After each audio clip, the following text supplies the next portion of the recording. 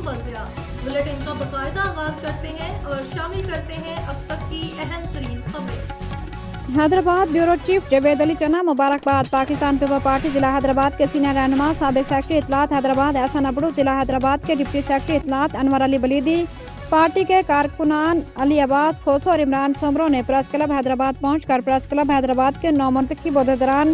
صدر express news کے حیدرآباد کے bureau chief Junaid Khanzada, general secretary ARY news کے Ashok Sharma, joint secretary Sindh T V news کے anchor person reporter Fahim Babar, خازن روزنامہ جنگ حیدرآباد کے senior photographer Akram Shahid, governing body کے ممبران، انتہائی سینئر صحافی دوست ڈان حیدرآباد کے bureau chief Muhammad Hussain Khan, 92 news کے بیورو چیف حمید الرحمان، قومی اخبار کے سہیل احمد انصاری کو مبارکباد پیش کی اور انہیں سندھی لونگی اور اجرک کے تحائف پیش کیے۔